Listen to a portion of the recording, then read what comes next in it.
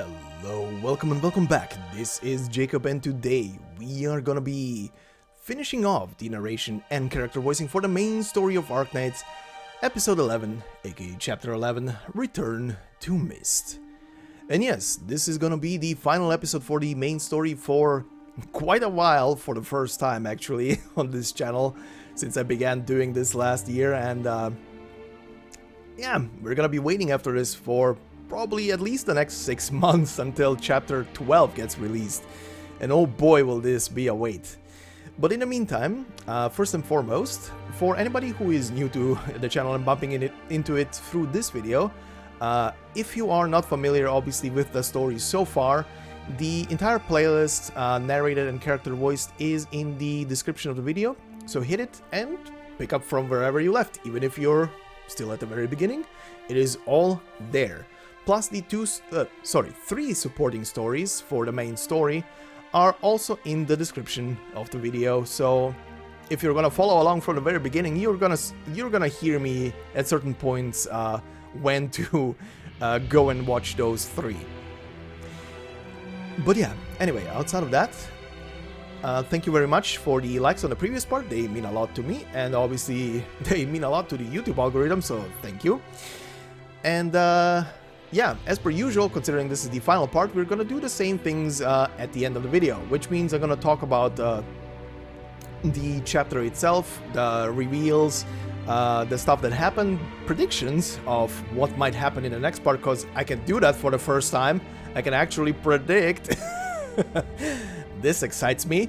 But we are also gonna end it on the EP that was released with this chapter, which will be at the end, and you can already find the link to it at the very top in the description of the video.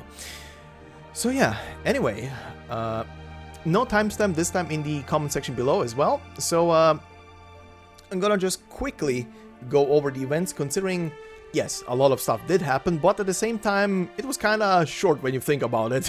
Most of it was battling.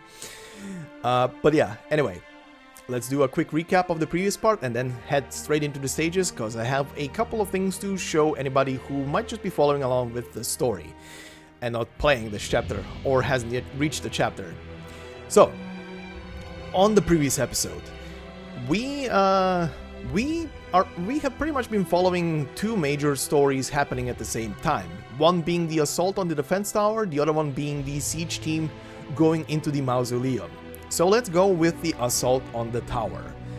Now, as the attack was proceeding, the Defense Force Rhode Island team at the bottom was essentially running mostly a distraction against the Sarkas and the defense forces. At the top of the tower, we had Amia and Ascalon engaging in combat with the Sanguinarch and Manfred. And as the four of them were engaged in combat, and the Sanguinarch was about to launch a pretty substantial attack, Logos appeared and he pretty much stopped him in his tracks and kept him at bay. But as the battle kept on going, Amia finally had a vision, or rather had a vision, of something that happened 200 years ago, granted to her by the souls of the Sarkas that are pretty much hovering above them in the clouds. And she sees the siege, or rather the razing of Kazdel that happened 200 years ago, and the 6 heroes on the side of Kazdel, the Sarkas rising up to meet the oncoming force, which was consistent of many nations combined into one army. The nations mostly consisting of the Victorians with their Steam Knights, the Gaulish, and the Lithuanian casters. And we also saw the figure that was leading these forces, and that figure was none other than Kal'tsit. As she says in the vision to the Sarkas, well, whatever the Sarkas were about to do, it is not yet the time, and they need to be basically stopped. It cannot happen for the next 200 years. The vision concludes, Amia starts to collapse, and the ground below her also crumbles as the battle was being fought around her, and she starts to fall from the tower. The doctor sees it, goes to quickly save her before she hits the ground, and as they do, the two of them get greeted by none other than Therese's right in front of their nose. Amiya is unconscious. The doctor is perplexed of what to do in that very moment. Therese swings, and he lands a hit, but not against the two of them, but against another duo. The other duo being Calcit and Monster, jumping in front of Amiya and the doctor, blocking Theseus' attack. The two of them left injured and bleeding. Everybody else retreats, including Calcit, who gets picked up by someone else from the sides. But we also hear Theseus say some interesting things during that moment. One of them being that the Calcit of 200 years that led the attack on Kazdel died by, if I understood that correctly, by his very hand back then. But another Calcit re-emerged next to Theresa, later on, and the two of them became colleagues and friends? For whatever reason, Theresa trusted the Calcit that appeared before her, and I guess we're gonna hear about that at some point. Either Calcit told her what happened or whatever, but that's speculation. But yeah, the battle concluded, everybody retreated, and we have another story that happened underground, which is the siege team with the mercenaries led by Totter entering the mausoleum. The team enters but leaves Indra and Morgan behind. Pardon, for a second I forgot the name. Morgan and Indra behind to watch the rear, while the rest of them enter the mausoleum. They get immediately greeted by a giant long row of previous monarchs from Victorian history, and at the end of the road they find, or rather Siege finds, an unfinished statue which was essentially her father's. As they proceed in, they make yet another shocking discovery. The Steam Knights who disappeared from Victoria and no one knew where they ended up at appear to have all been underground in the Mausoleum of Kings, trapped inside, but all of them dead, because it appears that they all were fighting against a very elite Sarkas force that was inside of the Mausoleum itself, because all of the Steam Knights are pretty much skewered and... pretty much skewered, that's pretty much it. They're all dead. They're all dead, and from Siege's perspective, as she is observing how the Steam Knights are positioned, it appears that the Knights were not guarding the sword and the Mausoleum, but were assaulting it, which means that they were let into the Mausoleum as a trap, making it their tomb. They proceed in towards the sword. Dagda salutes every single of the Knights with tears in her eyes, and they get to the sword. Siege picks up the sword, has something of a moment of clarity and or vision, seeing all of Victoria and for what Victoria really is and what it really means. And as she is about to take the sword and leave with the rest of them out, Ellerdale halts her at pretty much at gunpoint and demands the sword out of her, because she wants to take it herself, potentially to someone else. But at the very last moment, as the two of them have a bit of a back and forth there, something approaches from the darkness. And that is pretty much where we're gonna continue today. So let's head into the stages. So then, first and foremost, before we go into anything, once again, I think last part was as well where I started with a bamboozlement of stage 18 does not carry a story, so we will only go over the title and the description of the stage. 19 is yet another predetermined fight, which means we are going to be including this one into the narration itself. And surprise, surprise, stage 20 is not a story stage. The final boss stage of the chapter is not actually part of the story. You'll see why, I guess, in a moment, but that is for when we get to it. The other thing is, obviously, considering I completed, as you can see, the hell stages, we are going to be including the 4 entries you get for each stage, and obviously the stage 19 entry. And please tell me I'm not the only one who is being irked by this being a different different icon on completion, just because that stage is not an adverse difficulty stage, but a predetermined one. I saw this and I was like, well, this is ruined. Oh boy. But yeah. So yeah, we will have a couple of things to go through, plus a couple of extra things regarding certain names. But yeah, all in due time. So then, let's begin on stage 11-18, titled, "This is not what I wished." At the end of the line, everyone makes their own choice. Proceeding on to 11-19. To single out fate. How does one become a hero? With blood of fire, with a calling, with unwavering perseverance. So, let's begin.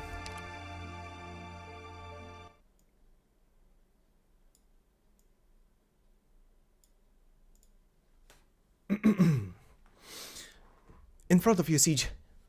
Is that? A suit of steam armor. The spurts of white steam stand out in front of the dark hue of the armor. Spurt after spurt. Like breathing. The fog parts before him. He awakens from history. Nothing can stop him. Nothing can defeat him. Not abandonment, not betrayal. Not even death. It's moving! Look, it's moving! Man alive, what is happening here? Bolts do nothing. Get the grenades.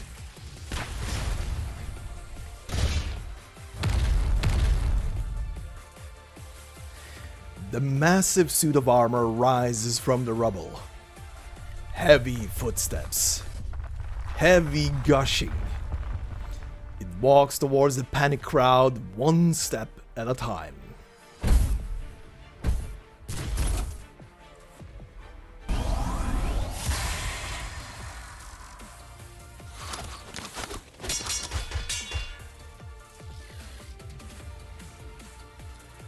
There's no point. You're from Sargon, Totter. You wouldn't understand. They were the stuff of our bedtime stories.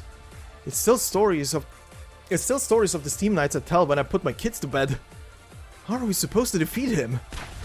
How do we defeat our pride, our glory, our hero who's already been betrayed once? We can't defeat him. This is a Victorian Steam Knight. Fall back! Fall back!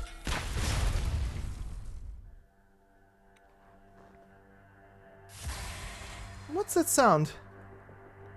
Sounds like steam. How? Definitely steam. They're back. I know I backed the right one. This is where Rena hit her Joker. Morgan, we've got the Steam Knights on our side. There are Steam Knights left in Londinium? Here. Are they guarding the Mausoleum of Kings? The size of kings? Huh, who cares what they're doing? Rena is their king. When we come out on top with the Steam Knights, no Sarkas will... Hey Morgan, what's that look on your face for? Rena's gonna get the size of kings. 4 years. The Steam Knights have stayed by the sword for 4 years. In this sunless dungeon. They didn't show up when the Sarkas occupied the city. They didn't show up when the Sarkas took over the factories. They didn't show up when the Sarkas burned the noble houses. What do they think? Are they gonna side with intruders into the Mausoleum of Kings? Who's there? Take your weapon, Morgan. They're strong. They're all around us. Huh. This is getting interesting. Why are the hoodlums of Norport here? The Glasgow gang, under Alexandrina. Show your face now! There are enough variables without that sound of gushing steam rising in Londinium again. What would the Duke think if she knew there were survivors among the Steam Knights? Would she be uneasy, or glad that the glorious heroes of old have returned? Glory. Let's take care of the hoodlums. Don't let them get in Ellerdale's way.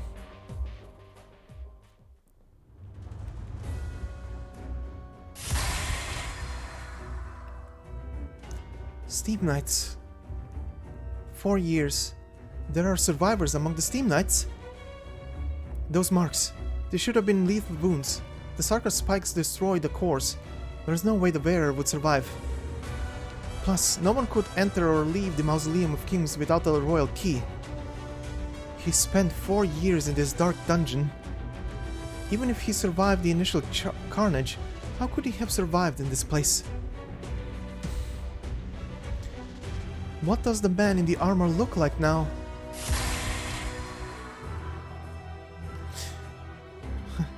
Who are you? No, what are you? A flame sparks in the helmet of the armor. Ellerdale can feel a cold gaze upon herself, upon everyone here. The flame. The armor roaring in the flames. It was a dream from her childhood. Her hope for salvation.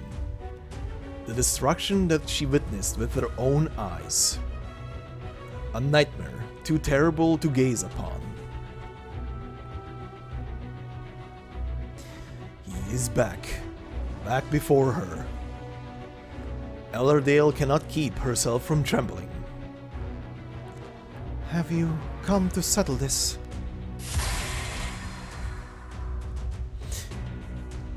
Ellerdale! Look out! Steam Knight, I am Alexandrina Vina Victoria, heir to the Aslan Kings. Halt your attack, Knight. We are not your enemies.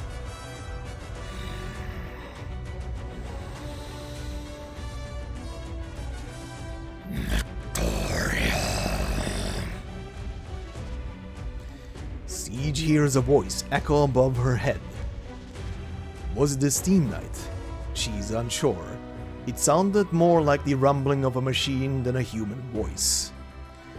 The spurts of white steam become more rapid and forceful. The Dark Knight raises his massive weapon towards her. Victoria! Siege suddenly understands. The Steam Knight is not calling her name. It is looking at her sword. The signs of kings, the symbol of the royal house of Victoria. Victoria. He called the sword Victoria. The Victoria that he swore to defend unto his last breath. Glorious Victoria betrayed him. Now he will defend the symbol of Victoria. The last knight of the Empire shall take revenge on all those who have transgressed against her. He charges towards the heir to the throne. Get out of the way, Siege.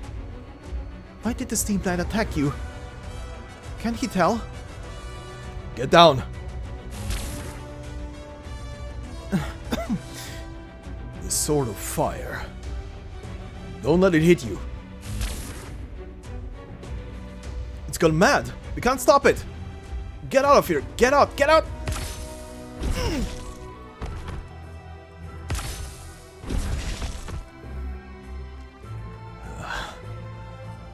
We'll all be dead before long. Get your men out. Do as Vina says. Mission aborted then. Looks like my retirement plan will have to wait. Doctor, take the mercs and get out. Your Highness! You're the last one who bowed to them. Take their story back, let it see the light of day. The story belongs to all of us, Siege. We should tell it together. I don't know what's come over you, Allerdale. I used to respect you. I thought you were worthy of a knight's honor. No, you were a knight paragon in my mind. Always at the forefront, not caring for fame and fortune, not afraid of any foe. You were Cumberland, the ever on high. Nothing can remain on high forever, Dagda. But we fought together, didn't we? Your story is here too, Allerdale. If you want to come back... I can't do that, can I? It depends on you. But first we deal with this knight. My master taught me that a duel between knights must be fair and honorable. Our foe is a glorious hero. Allow me to stand by your side, Your Highness. Of course. Fight him. A pathetic, despicable, lying traitor. How can one like that challenge fate? It's a wonderful fable, isn't it? An innocent child wanted to become a hero, but she went bad, and when the hero returned from history, she found his sword at her throat. The story should end with her death. She should lose everything, never to fulfill her destiny. Vina, I don't want to hear you talk about destiny anymore, Allerdale. Hold your head high, Allerdale Cumberland. There is no such thing as destiny for me or for you. I need to calm him down. Then if you still want this sword, all you need to do is challenge me, and I'll abide. This is not your bloody destiny, Allerdale. What you want to do, do it. But don't say that word anymore.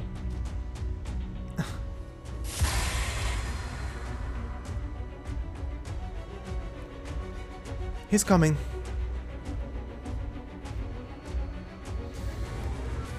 And that leads us into battle. So then, this is a predetermined battle, and no, the description of the Steam Knight is not here on this stage to add to the description, but regardless, we'll go into battle. No predetermined team, all party members are already deployed. And as always with this kind of showcase, I will let it go. There will be text to narrate through this, so let's begin.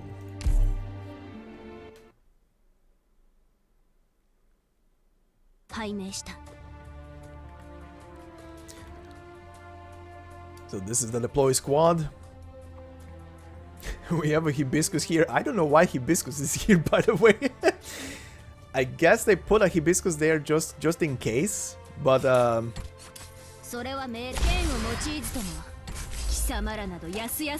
general this is a very simple battle. Okay.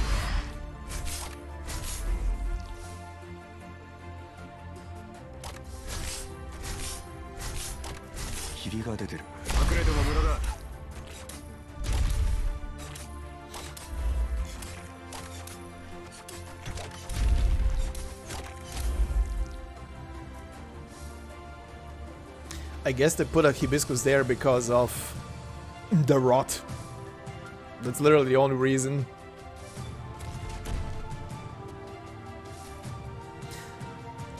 Get down, pull back, watch for their attacks. Watch out. I won't let them harm you.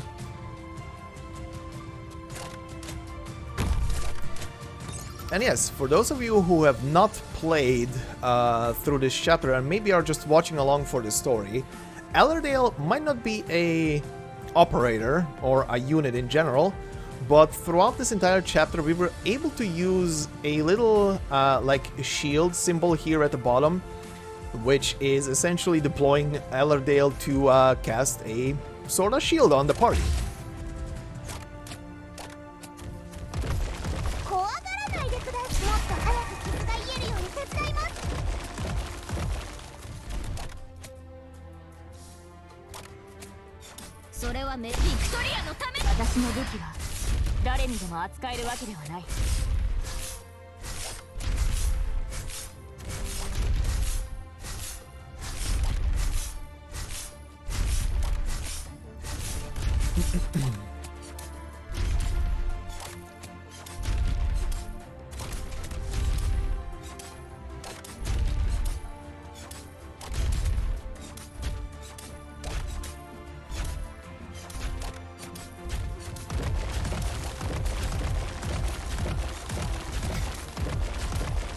Okay, let's speed it up a tiny bit until they kill it.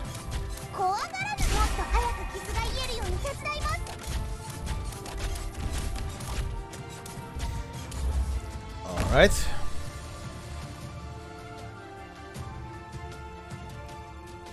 What's this, Steam Knights? Is this my fate?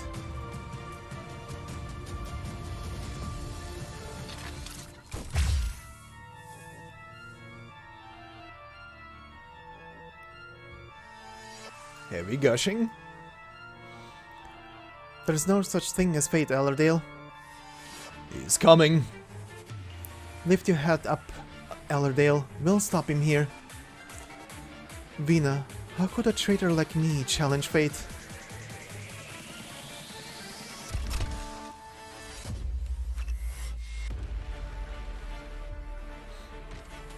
I will keep him.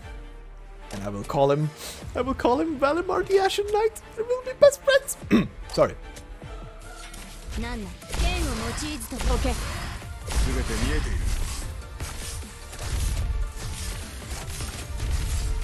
God, this thing is so cool. It even has a beam saber.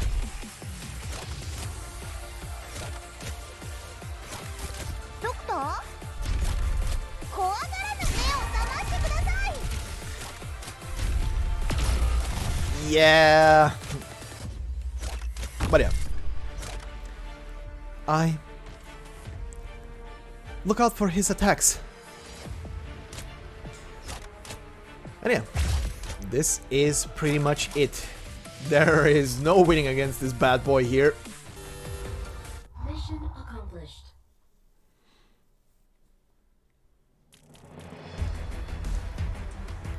And we continue on to to the after story.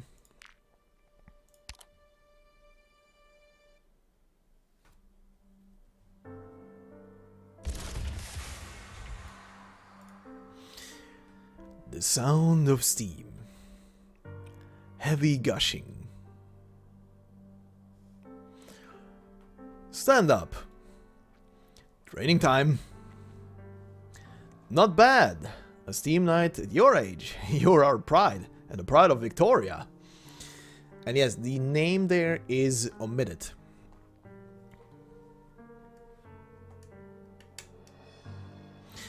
Unintelligible syllables. Is someone calling his name? But he cannot remember his own name anymore. Evans, Jones, Wilson, Lynch. None of them and all of them. We are the Steam Knights. We vow to defend Victoria unto our last breath. But why? Why were his fellows hidden in the shadows behind an outlander's sword? His comrades fell, one by one. In the end, he was the only one left. He was the last Steam Knight. He cannot fall here. The Steam Knights must not fall. Victoria needs him. He must fulfill his duty. No medicine, no matter. The armor will repair his flesh and blood. No food, no matter. There are always critters crawling in the darkness. No light, no matter. The sword gives him all the light he needs. He is not dead. The Steam Knights are not dead. They continue to defend Victoria. But what is Victoria? I swore an oath before the king, before the people, before the world. I stood vigil, night after night, but where lies the light of Victoria that I have sworn fealty to? Is Victoria its king? They hanged the king. Is Victoria Parliament and the nobles? No maintenance, no supplies, no new members. They send the Steam Knights into mortal danger time after time in order to feed their greed. Is Victoria the people? The people praise the Steam Knights, honor the Steam Knights, glorify the Steam Knights. They place all their hopes, all their dreams upon the Steam Knights.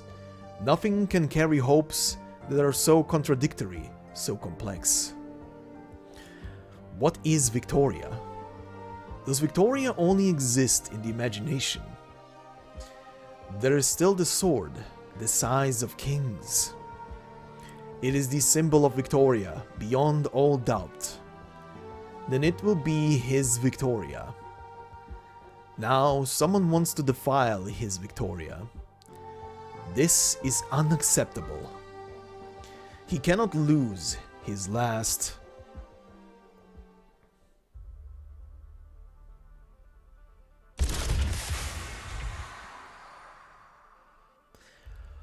Victoria.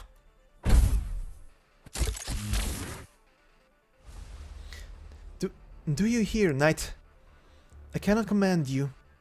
I ask you to allow us to take the sword. Not because of who I am. Londinium needs it. No, not Londinium.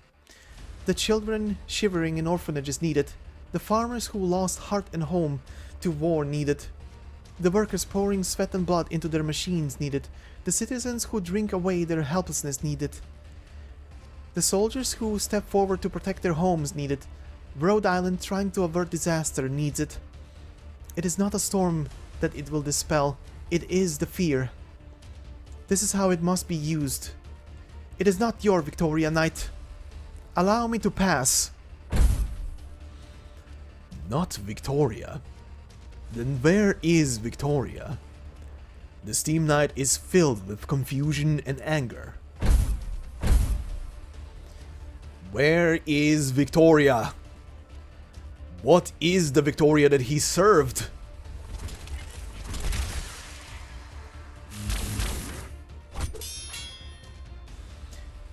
He's getting faster. We can't stop him. Ellerdale! Your Highness Alexandrina, do you remember the day we met? We should have spoken more. You appeared at the ducal manor with that sword.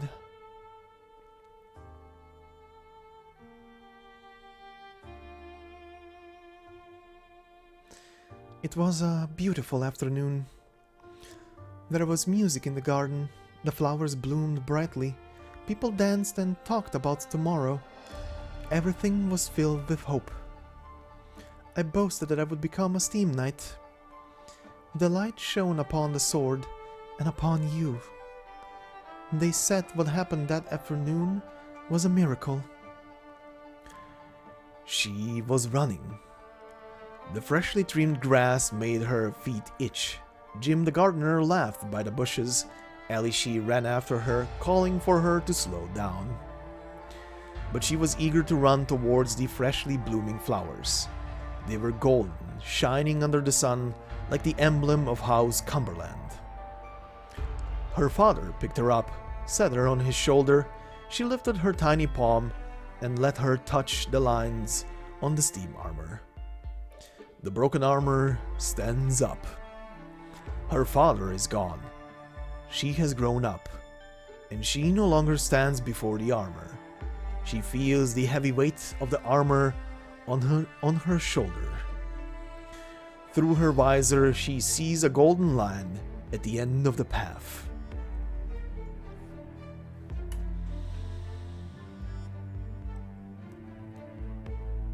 Ellerdale, Cumberland. You will meet Vina again someday.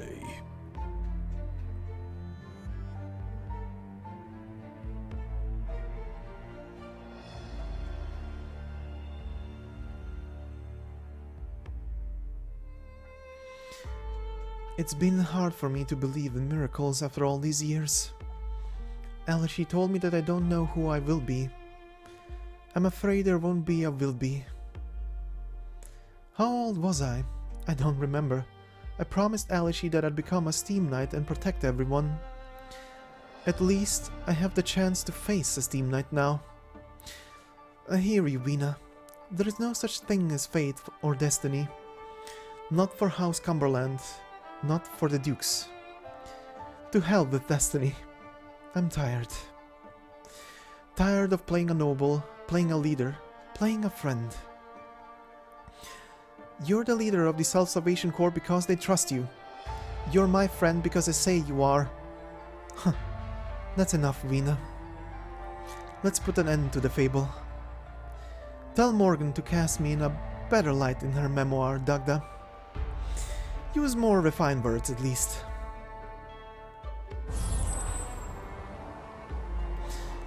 What's going on? The wind. A gust of wind blows them outside. One solemn face falls after another, as the statues of the kings collapse, one by one. The rubble separates them from the Steam Knight and someone else. Siege immediately reacts. Allerdale!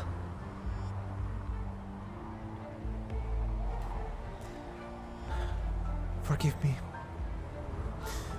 Her lips move slightly. Siege knows Allerdale called to her. Was it Veena or Your Highness? Siege does not know. She may never know. The sound is drowned by the rubble. The door is shut.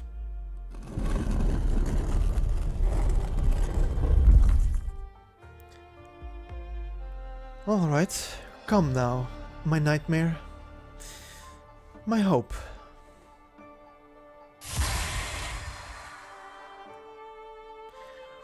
One scene floats to the surface of the Steam Knight's tumultuous memories.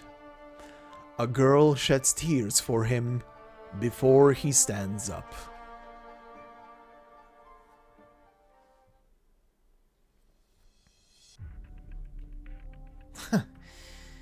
Son of a... There's nowhere to run. The smoke grenade. We still have a chance. You've done enough, mercenary. Surrender, and they might let you live. No way. How many more years would I have to work? Enough. End this. Oh. Wrong character. Sorry, I jumped ahead. Enough. End this. Were you the ones manipulating Allerdale? No, it's not you. The cowardly dukes wouldn't dare show their faces here.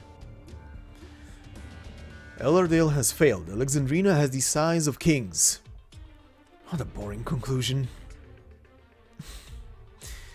You know what? You will do. You will pay for all of that you've done. Meanwhile, Act 4, Finale.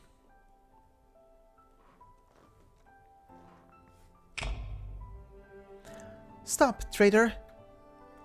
Nothing can stop me. You must pay for your crimes. You will die with me. The death of the flesh does not daunt me. Countless eyes will bear witness. Brave children, you will carry the torch. You will remember my virtues and take this hard-earned peace into tomorrow.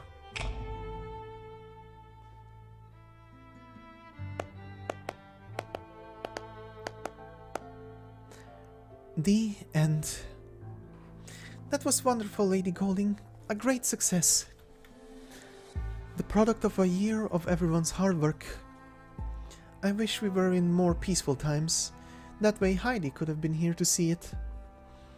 It's times like these that we need a play like this. Look how happy the kids are. Hey, Leo, don't run with the props. Get back here. Get back here. Run, run, I'll come for you. Great Victoria will come for you. He over the valleys and over the rivers. Rumbly rumble. Crush them, squeeze the blood from them. Die, you'll all die. I'll catch you and kill you. Squeeze it out. Surrender, Sarkas. Surrender. Or not, because I'll catch you. Stop, you're ruining Lady Golding's handmade steam armor.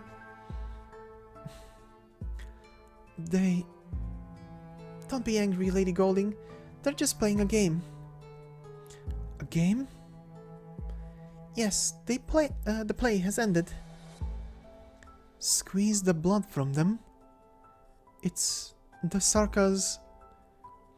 She sees before her eyes the red that filled the bookstore. She does not even have the strength to vomit.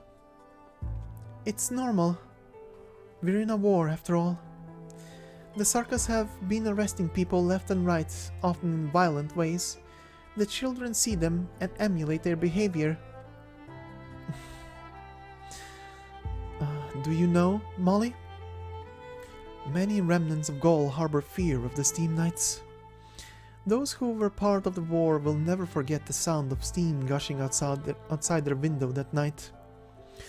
But I had hoped that these Steam Knights would be more than just a weapon of death to the children. I had hoped that there would be beautiful hope in their hearts when they played the Steam Knight. I thought this was a war I could win. Golding's gaze follows the children. The foam-made steam armor falls to the ground. She tries to pick it up, but pulls back sharply, as though she's been burned. I thought I was teaching the children. Now I realize that they were the ones teaching me a lesson. This here is the ending, the true ending. Before the wheels of time. What we do may be utterly meaningless. The lessons of the books are distant, blurred. But no one can avoid being shaped by the times.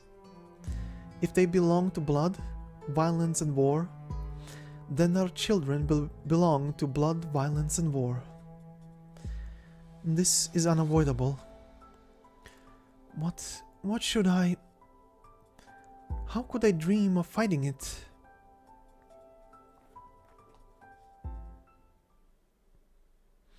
Now that is a topic. But yeah, we will obviously proceed on to stage 1120 now.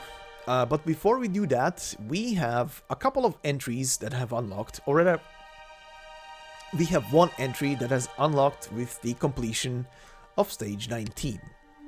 And that is the torn out entry here at the last segment.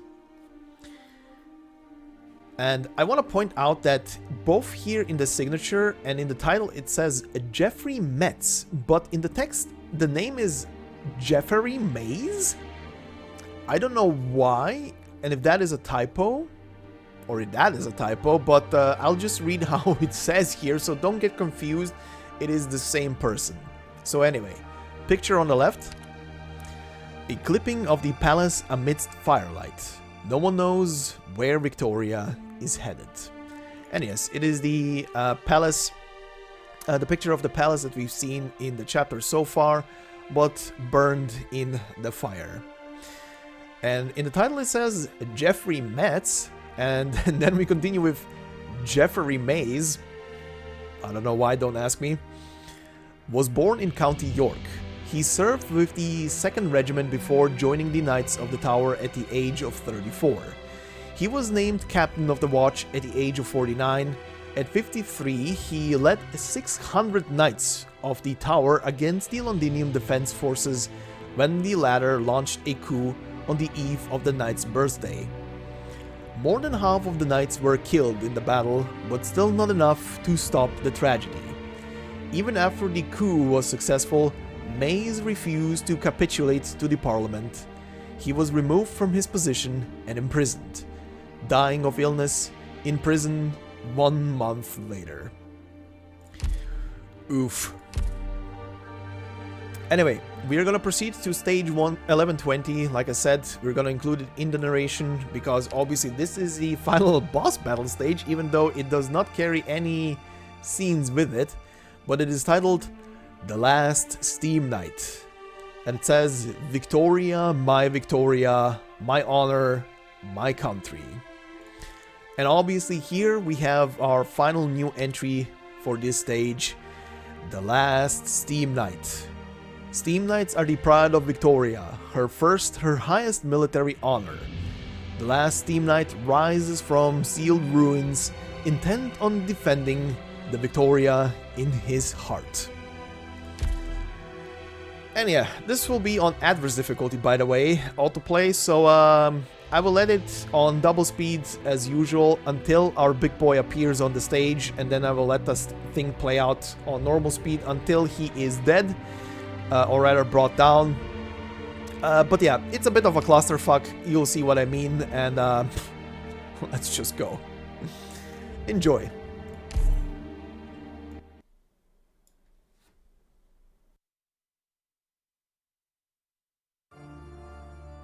Senpai, 私たちのことは気にせず、全体の指揮に専念してください。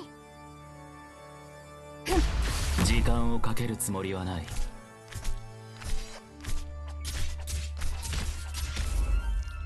ここが戦場。無駄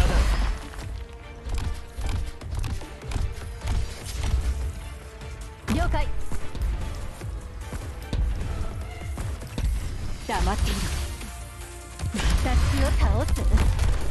毛上がりもいいところね。あなたは私がお守りします。私が障害をすべて取り除く。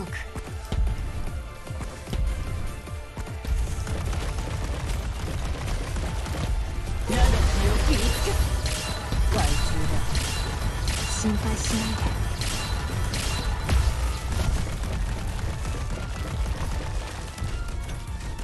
頑張ります。さあ、私を超えてみなさい。凝固しろ。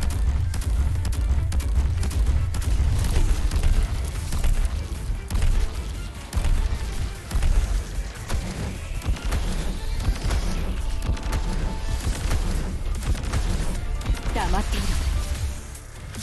すぐに終わる。チェンさんの剣術がこの剣を流れています。お前の攻撃は想定の通りだ。飛べ。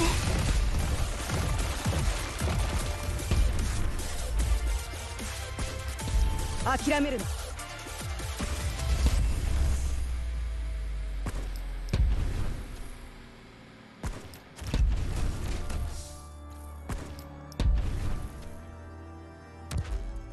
障害をすべてなぎ払うのが嵐の務め。苦しみを忘れたことはありません。あ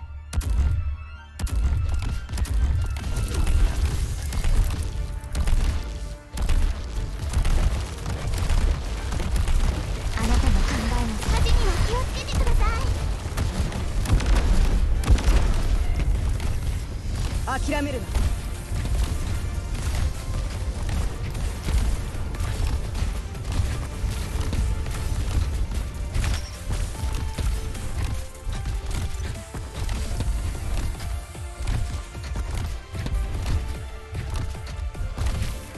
諦めるな。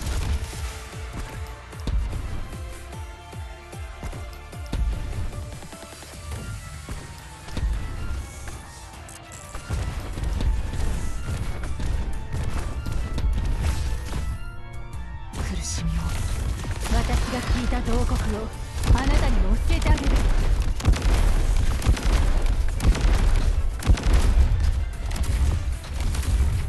すぐに終わる。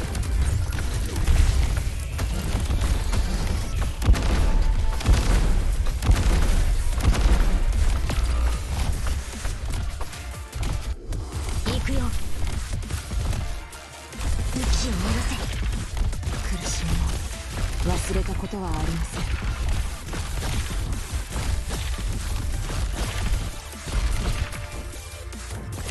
死ね。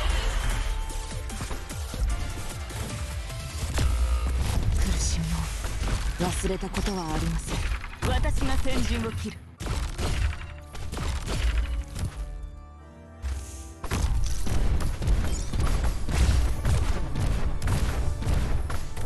嫌気にさしてくる。障害をする。少しは光があなたに染み渡らん。こんなの悲しいです。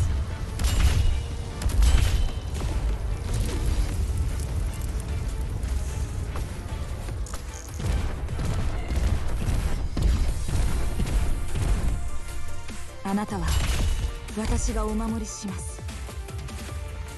Mission accomplished. どれほどの罪を重ねてきてもその命と共に塵に帰るでしょう。 Almost appropriate. But yeah. And that is the battle stage against the Steam Knight. A Steam Gundam. Even though I will still call him Valimar the Ashen Knight. No one can stop me. But anyway, as you've seen already, stage 1119 is actually what unlocks, once you finish it, the final epilogue scene for this chapter. And like I said already, there is no second epilogue here, just this one. But we have a couple of things before we go into this. Now I will obviously not show these, especially because I have still to finish this off. I will, however, talk about one quick thing before we do it. And that is something that made me curious once I've seen the title of these four hell stages. Now, before I go into what the name refers to, and the discovery was quite interesting. Naming stuff. But we will go over the description of the four stages because these are a bit interesting. So, all four are essentially called Operation Achilles. And the text on them goes as follows. For stage 1, they're the battlefield itself. And here we have Sarka's enemies. On stage 2, a knight defends the honor in his heart, making the charge at all those that would prevent him. Where we have a combination of Sarkas and the Steam Knight himself. On stage 3, we have the text, the enemy will not stop and the Sarkas' witchcraft inspires fear, but we can only confront them to the bitter end. And this is once again a stage only against Sarkas and the weaponry. And then the final one, which I need to clean up, is the will in these ruins is still not fallen, shall not be surmounted, cannot be exhausted, will do nothing but last forever. And this is yet another stage with the last Steam Knight. So, after reading these four, I started to think like, this is quite interesting because I think like 1 and 3 are a peek into the past of the Steam Knights fighting the Sarkas, while 2 and 4 are kind of like symbolizing the current present, as the last Steam Knight is literally fighting against whoever appears in the mausoleum. So very interesting, but the thing I wanted to actually address here is the name, Operation Achilles. So why is this interesting? So after looking the name up, well, I made a tiny little interesting discovery, which I will just read as is here. So, Achilles, in the Hesiodic Shield of Heracles, is one of the figures depicted on Heracles' shield, perhaps representing the personification of sorrow. In Homer, Achilles is the mist, which fogs or blinds mortal eyes, often in death.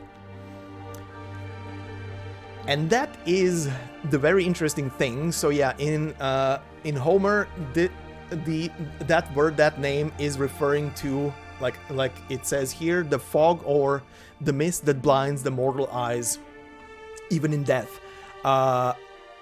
And how is this entire chapter called again? Very interesting naming sense. But yeah, I haven't addressed this in the previous episode, but In the previous episode, the Hell stages were named Helios. In Helios, in ancient Greek religion and mythology, is essentially the personification of the sun. And yeah, very interesting naming senses here. But we have one quick thing to go over with before we watch the final epilogue, and that is our 4 entries here for the Hell stages. So let's go in order. Stage 1.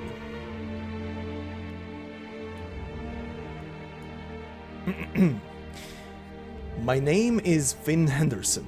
I am a Knight of the Tower. I was named Captain of the Watch by the late predecessor, Geoffrey Mays. The position was traditionally appointed by the king, but with the lights of the palace extinguished, it falls upon me to take up the mantle and maintain the Book of the Tower Knights. These records have gone on uninterrupted for centuries, since before Londinium was founded. The life of each and every Knight of the Tower is recorded herein. I should have stopped after the account of Sir Mays, but I fear that there will be none to follow me. Therefore, in a break from tradition, I am adding an appendix to the book for whomever may read it. Number 2. 3 years have passed since His Majesty's passing.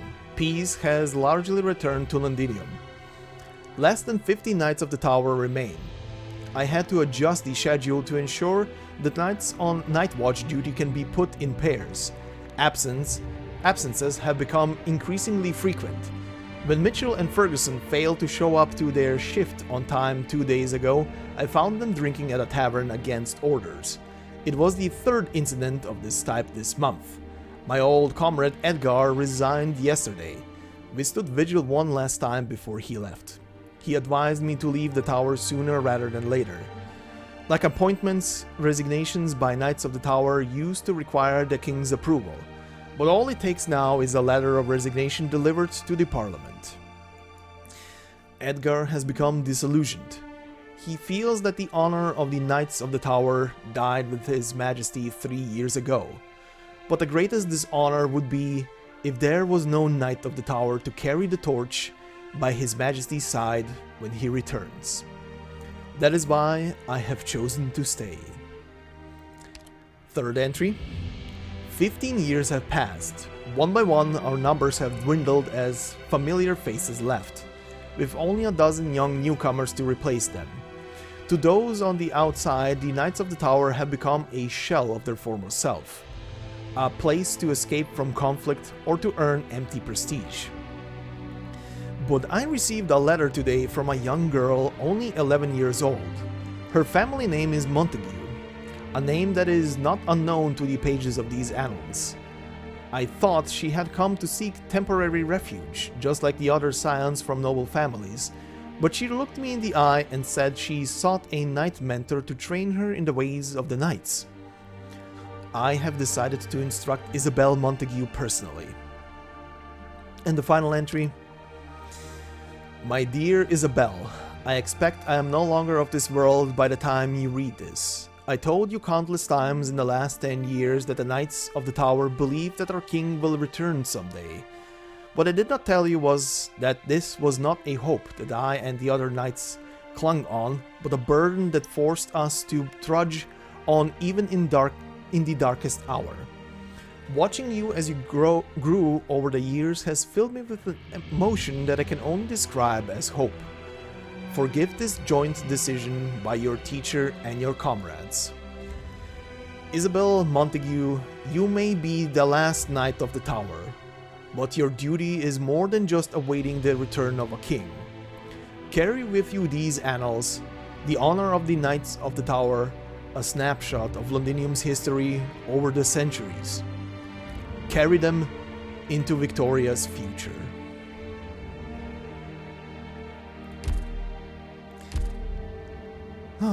Final entry. Alright. So, let us end the chapter with 1121. Unavoidable. You lift your head to the sky. Catastrophe is imminent. War is here.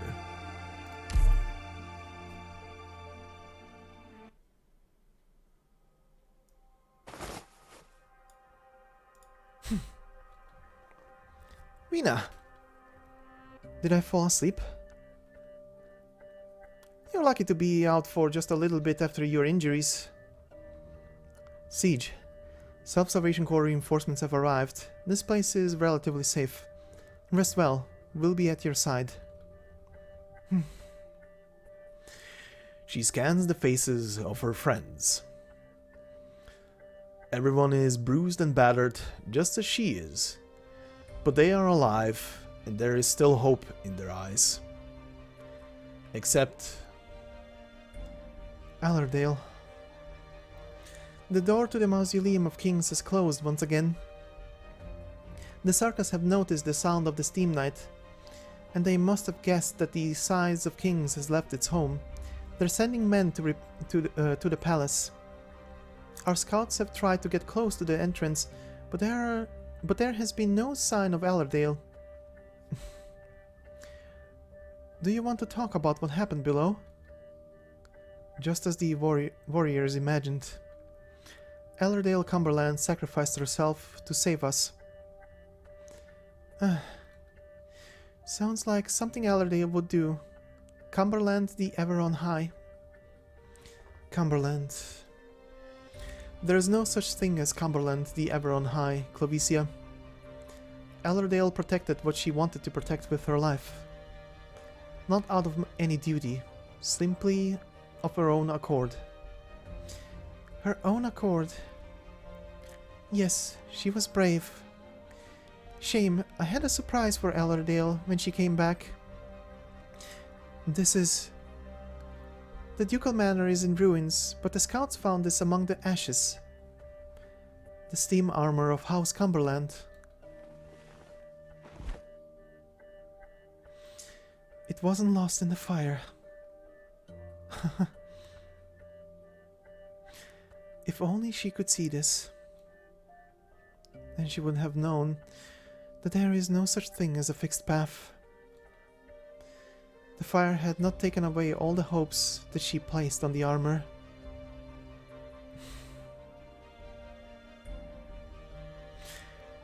Clovicia, we saw a steam knight in the Mausoleum of Kings. Maybe the last one.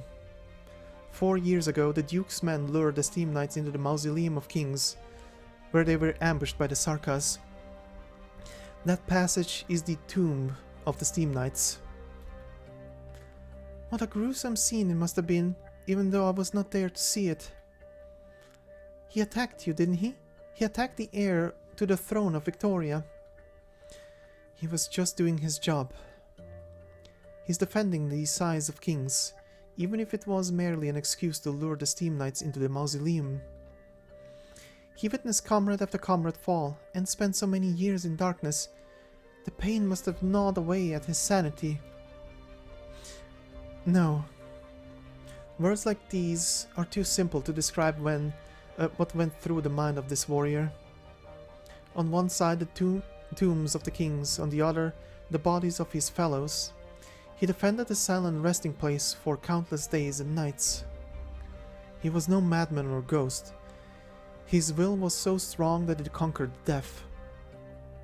By his own will, he exacted revenge on a Victoria that betrayed him. By his own will, he defended the symbol of Victoria. I don't know if we'll ever see him again. If he can escape the darkness, may he once again find what he wants to defend.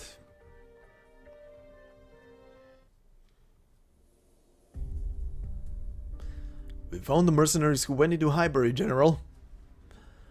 Bring them forward. Yes, sir. Let me go.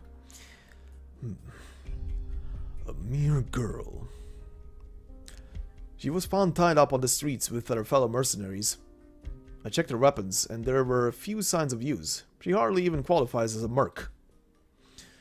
Is that so? Speak, mercenary. Did you not kill a single Victorian? Are you afraid of me? No. I failed my mission. You can punish me, but let the others go. Take her back. What? General, you said she hardly qualifies as a mercenary. Young Sarkas like her don't understand what we fight for, nor the true face of our enemy, because no one ever taught her. The real war is about to begin. I will show her what this war means to the Sarkas. She will watch it unfold by my side. Sensei Munford over here. Feist. Rock. Huh. Squad 11 of the Self-Salvation Corps back together again, eh? There's only the 2 of us left from Squad 11. Right. But I'm sure we'll grow again. We have the Doctor and the Commander after all. How's the Corps faring, Clovicia? The retreat was initiated on time, but we suffered heavy casualties. And we're facing a supply shortage after Ellardale went missing. If only we had more hands. You've got a few here. Totter? My employer has gone missing, so my contract is now null and void. Are you sure you want to stay? We're already here. How to get out when you're on the wrong side of the Sarkas anyway. And we fought alongside Dagda's group in the mausoleum. I may not have made it out alive if not for them. Another debt. I guess I need to push my retirement back. Doctor, we're here. On time as usual. Sorry, I wish we'd moved quicker and helped you at the command tower. And you are? Horn, leader of the 2nd Squad of the Tempest Platoon of Victoria. Misery helped us break into a prison at the border of Autheric and Highbury a few hours ago. We rescued a defense force patrol that was about to be executed for refusing to fight for the Sarkas. We'll be operating with Rhode Island and the Self-Salvation Corps from this point on. Looks like we have some new friends, Clovicia. Thank you, everyone. It's a pleasant surprise, one that has opened up many possibilities. Although we took heavy losses, we did manage to obtain important information about the Sarkas supply lines. Commander, Doctor, here's the intel on potential depots in Highbury. Add to that the data that Closure obtained from the command tower. We'll be able to locate the supply line.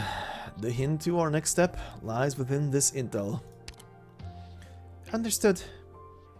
We'll make preparations for the battles ahead.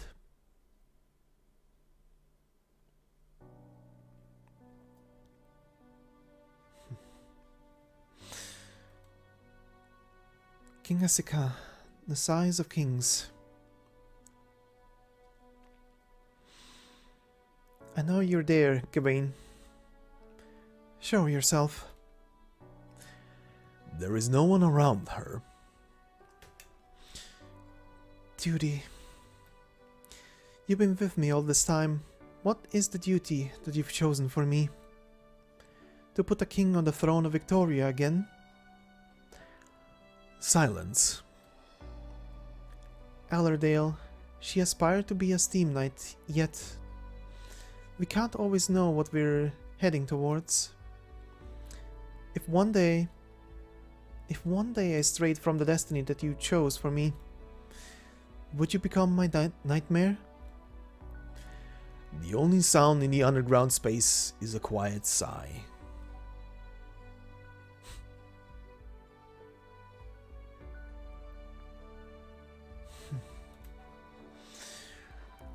Ascalon?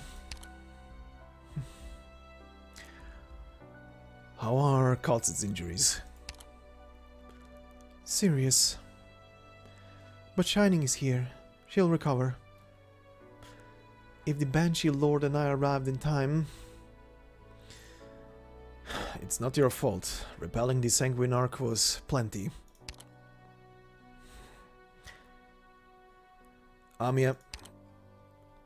She's recovering. You can see it. She won't let herself sleep for too long. I didn't see what she saw. I'm never there with her when I should be. You've always cared a lot about Amiya. All the versions of you. I never had a chance to ask. Did you suspect that I was pretending to have amnesia? My dagger will answer that question. When necessary. I want to know the truth of what happened 4 years ago. I've asked Kaltzit, I've asked Amiya. But I don't know what's true and what's not.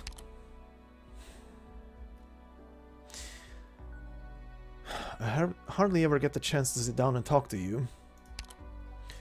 Can you tell me what you saw? 4 years ago, you sent me on a mission away from the land ship. Her Majesty had left us by the time I returned. And what about Amiya? Amiya was in a coma after inheriting the King of Sarkas' power.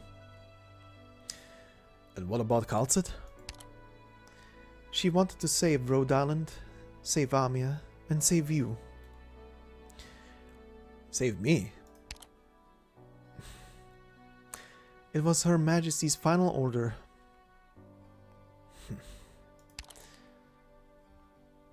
Doctor!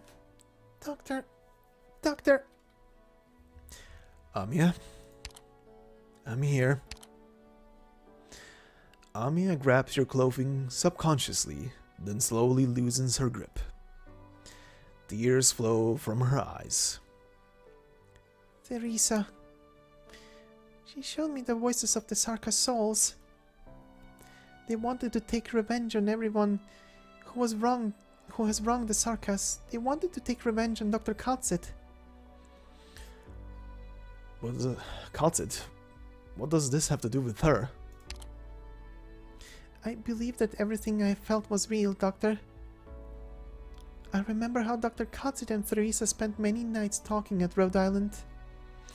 I remember how Dr. Kaltzit went a whole week without sleeping to save a group of Sarkas infected.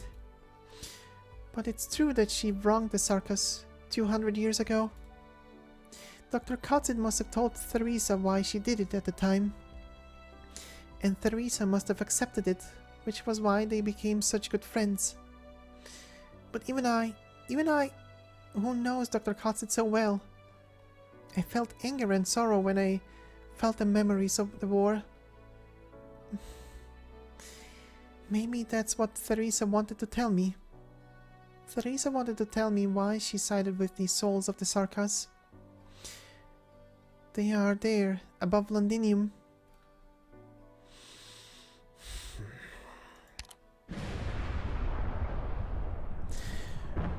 The sound of thunder approaches. It is outside the window, above your heads, never far away. War is coming. You hold Amiya's hand. The two of you look up at the sky together. Rumble, rumble, rumble. Even the nearby cities feel the vibration, not just Londinium. A massive object, the likes of which has never been seen before, rises up from the dark clouds. Behind it, the thick clouds atop the shard finally crack open. Those who have raised their heads to look up finally realize it was no ordinary cloud that surrounded Londinium. It was a catastrophe cloud, far more massive than what any catastrophe messenger has ever recorded. Sparks fly out of the overcharged black clouds, rumbling like thunder. The strange flying machine is like the eye of the storm. Beneath its gaze, there is nowhere for the enemies of the Sarkas to run.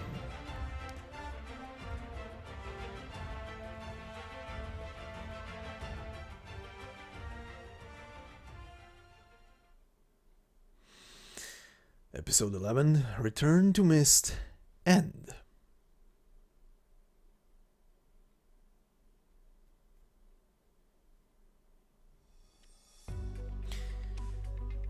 2:28 p.m. Overcast. Trades Mill City, Victoria. Shen. Holy mother of rip! Sorry. I do have to stop for a second, but holy mother of drip. And also, for a second I thought that is a different sheath for the sword on her back, but no, it's the old sheath. She just colored in blue. The strap is easily replaced. But alright, someone is being trendy. Also, I do love the fact that she has either it's a pistol they're holstered on her rib on the side, plus a sheriff's badge. Why is she going into the wild west? Regardless, mwah. Nice drip. What are you daydreaming about? Hughes is waiting for us. Sounds like he got a really solid lead. While Harmony appears. The one who just left Hughes's house. Look at this crowd. Who are you talking about? The green-haired feline. I think I've seen her before. Well, you've got a better memory for faces than I do. Maybe she was there to talk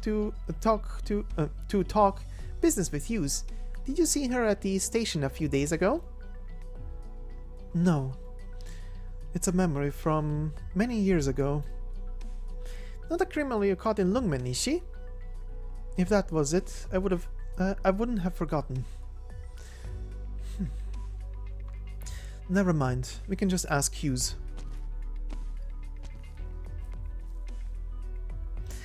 Bagpipe. I've seen the other in the intel too. We almost had a touching reunion.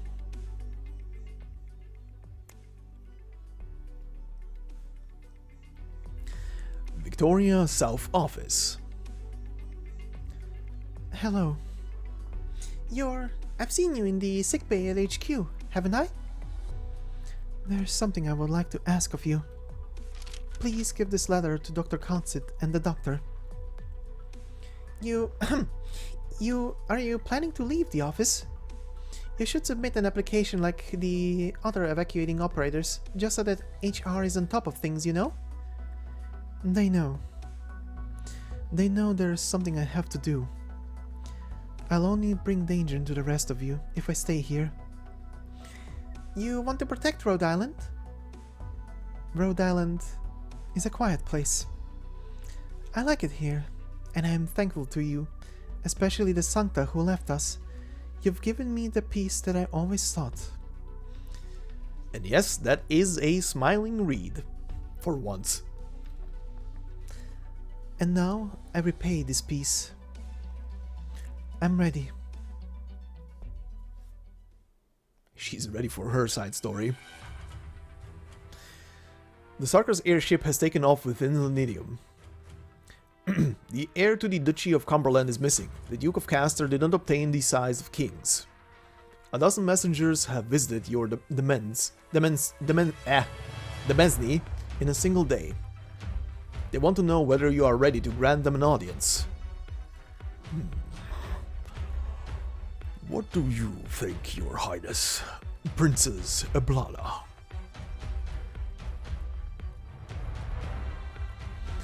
Duke Wellington. Right before my eyes, I see a new Taran era.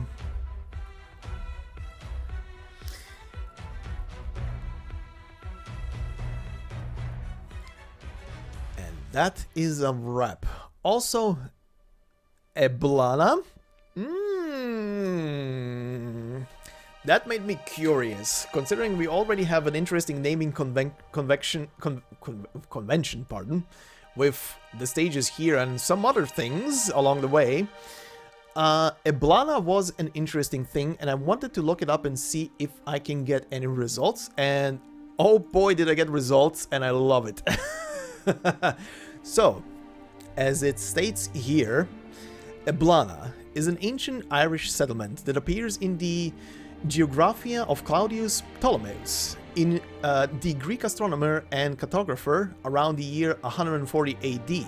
It was traditionally believed by scholars to refer to the same site as the modern city of Dublin. The 19th century writer Louis Agassiz used Eblana as a Latin equivalent for Dublin. However, more recent scholarship favors the North County Dublin seaside village of Lochshiny due to its proximity to Drumana, an important trading site with strong links to Roman Britain. And yeah, so first off, her name being Eblana, well, we already know from the chapter where they said that literally the Dracos, the royal bloodline of the Dracos had purple flames. That was already the clue of, yes, she's actually of royal blood. Full-on royal descendant. But here is the interesting fart. The interesting part about the naming convention here. So her name being Eblana, the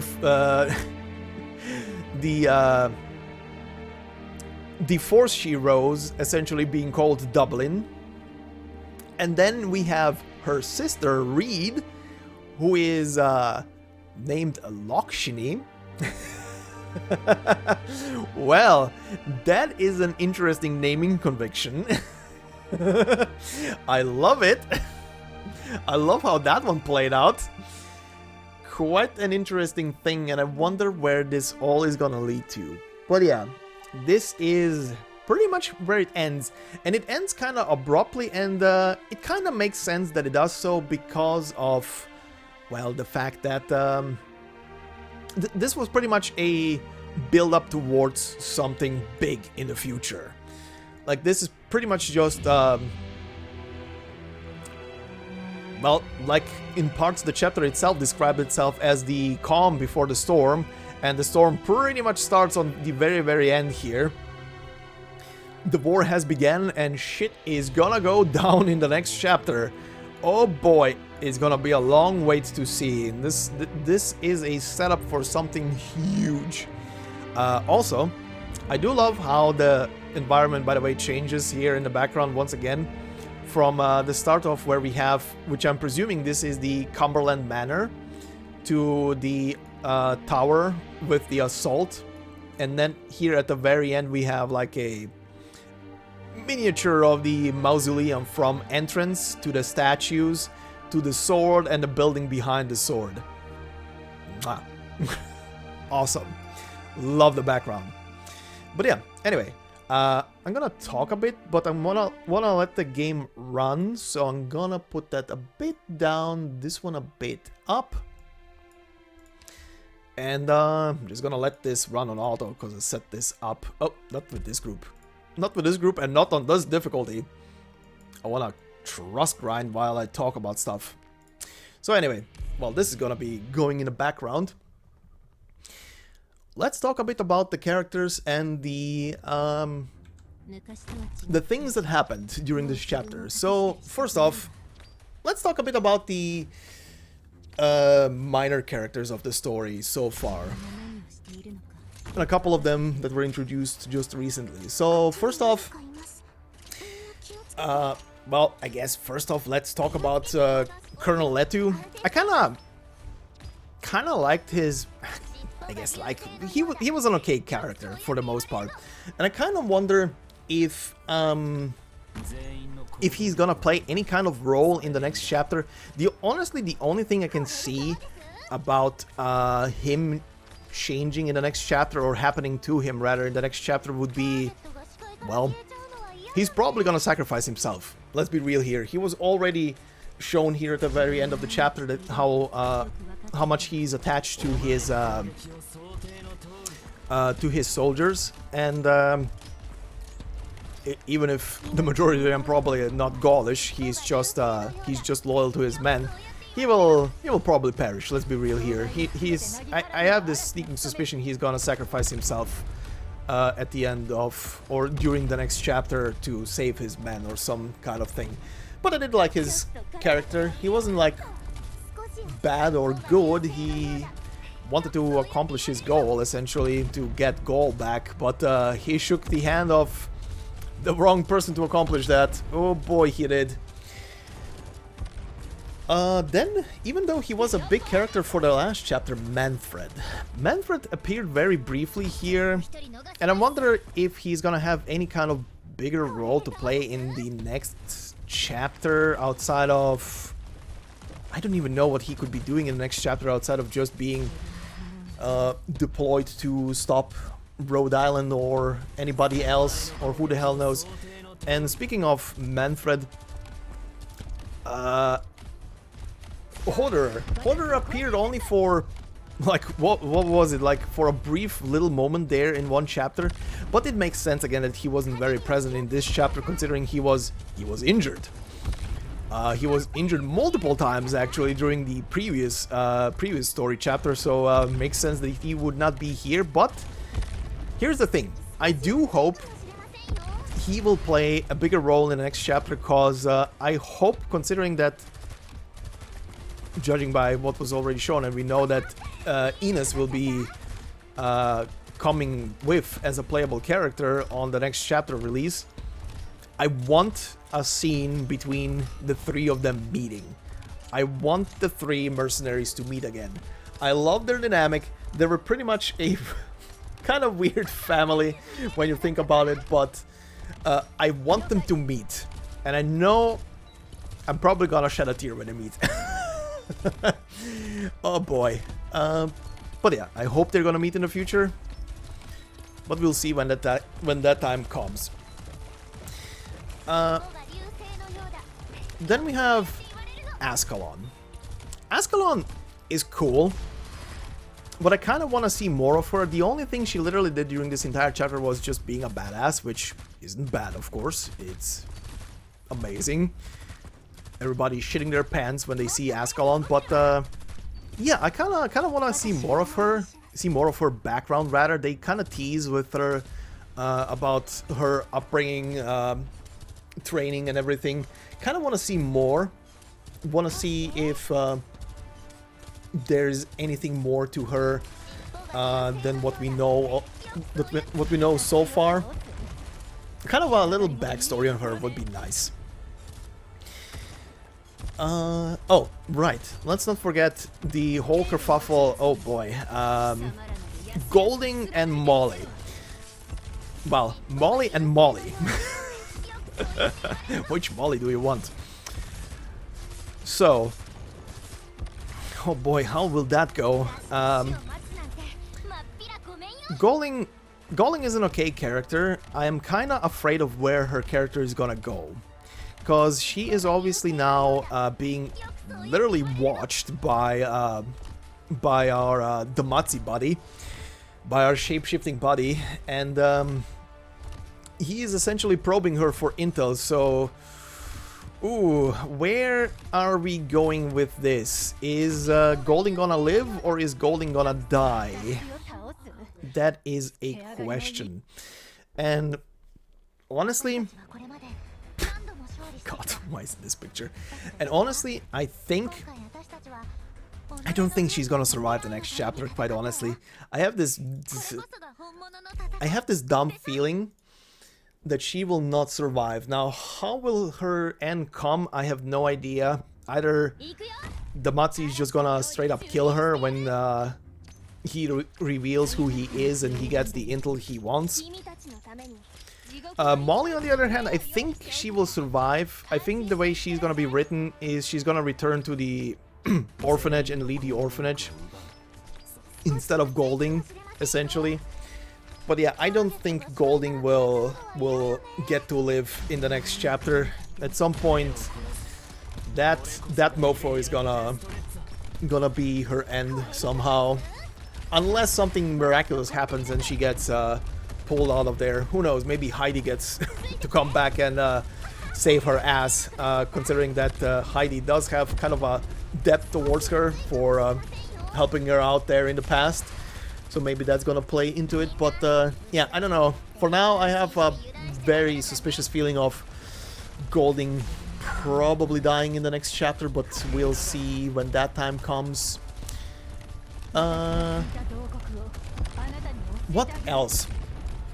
I'm trying to think about was there any other minor character? Well, not really, but okay. So the slightly bigger hitters. Well, first off, Allerdale. It was nice that we had a bit about her past shown, that we got to see how she was in her youth, her aspirations essentially. But I wonder, it's weird the way they ended that whole part where the door closed and that we the readers rather can read that the armor, or rather the person in the armor, suddenly remembered a memory about a girl crying as he stood up. That's interesting. I don't know. For now it looks like she's dead, but I have a sneaking suspicion of what they might do with that. Considering that right there at the end we saw that the armor of Allerdale's ancestors survived. I have a feeling... Okay, my personal prediction with that is that Allerdale will get to live because the guy woke up and for a moment remembered what is going on. Maybe recognized Allerdale as a true knight. And stops himself, opens the armor up, greets her in his dying breath essentially, and hands her over the armor. Allerdale leaves, also heavily injured, probably just like him, gets fused into the thing, and leaves with the armor. And later they hodgepodge together that almost broken armor with her ancestors' armor, because remember, the armor, the old armors from like 200 years ago and more, are supposedly more diesel than the new ones. Stronger, essentially. So, maybe she comes back, cause that piece of armor from the Cumberlands has to play some kind of role into this whole spiel. I refuse to believe that they are just had it there symbolically. That armor is one of those Chekhov's gun scenarios. It got presented, it got described, it plays a huge role to Allerdale, and then they cut off from Allerdale facing the knight, and we have no idea if she is alive or not. So I have a high suspicion that Allerdale will be back, and she will be back in the armor of the knight. Maybe. Or the knight is gonna come back. One of the two. He's gonna appear at like a crucial moment to tip the scales and serve Victoria for a last gasp moment. But again, we'll see. We'll see what happens. My personal bet is on Allerdale coming back with the armor, and then the crew that Feist came back with, the mechanics are just gonna hodgepodge together the two armors into one beastly armor. But we'll see. Alright, then we have Siege and the sword now. Well, she got the sword. The sword is definitely strong. The sword definitely carries some power with it. I still have my suspicion on the fact that maybe the lions are part of the sword. Because I would like to remind you back to the picture we just saw where she literally blocked the light blade. The beam saber, let's just call it the beam saber, right? She literally blocked the beam saber with the freaking sword. So yeah, that piece of metal, that thing is definitely special in some regard. Definitely special. But how special? I guess we'll have to wait for the next chapter. If it actually gets revealed during that chapter, what it does and what it carries in itself that makes it so strong. But again, that's gonna be a while. Oh boy.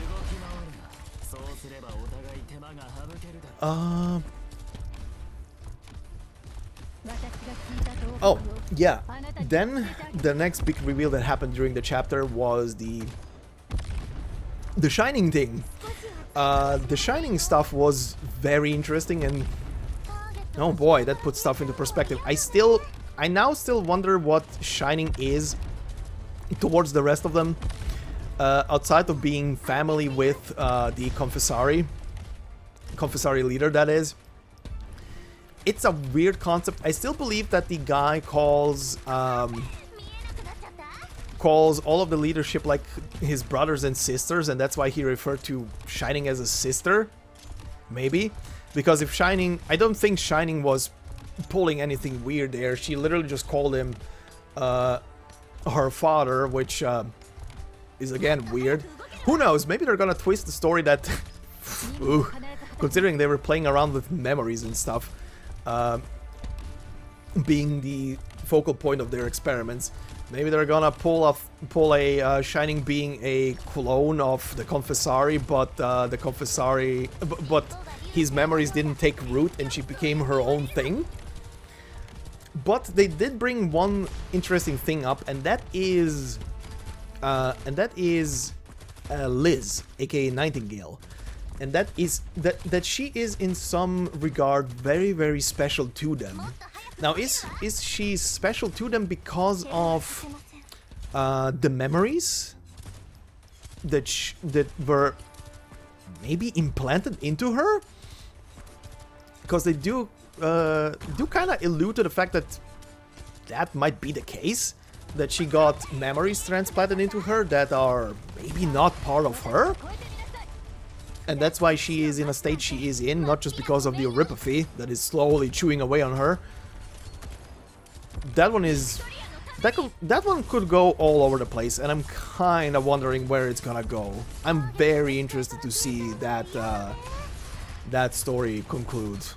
I hope that will actually continue in either the next chapter or the chapter after. That one was... The Shining Nightingale story is one of those, like, stories I wanted to have answers for a long time. So, finally getting answers. We'll see what happens when it continues. Heck, maybe even Shining discovers a way to save her and make her remember, which might turn against her, but we'll see. But yeah, I guess the biggest thing about the chapter was the big reveal towards the very end about the memory that Amiya received, and that is the memory of the past. That was... That had me going for a while when I was reading through that one for the first time. So Kal'tsit led, or rather, another Kal'tsit led a attack against the Sarkas in the past. Now I already talked about this a bit, but to just go one more time over it. Another Kal'tsit in the past, because Teresa said the old one died. If he meant that literally, then yes, the old one is dead, and the one that we know is a new one? I did say it, I think, at the end of the last episode. That would actually explain why Monster has a 3 in there. It would literally explain why the number is there, meaning that there were that she, the current one we know, is the 3rd one. But she always had a feeling, especially once more and more little tidbits about her became known, she always had that feeling of she is watching over the world and putting the world into, or rather pointing it towards a single, like, objective, or just to keep it alive, something at least. Which will be interesting to see. She's in a very sorry state now. I do wonder if this Kal'tsit actually survives, but they do say she might live, considering Shining is there, and Shining is a powerful healer. So who knows? Maybe she can save her, especially if Shining knows anything about what makes Kal'tsit. But yeah, we'll see. But yeah, she led an army to pretty much massacre the Sarkas 200 years ago. And now she's saving them? But again, the way it's written, it is definitely easily to understand that she did so to prevent something more catastrophic from happening. It's kind of like, I have no choice, I need to do this, otherwise the objective I have been given will not be fulfilled and the world is going kaput.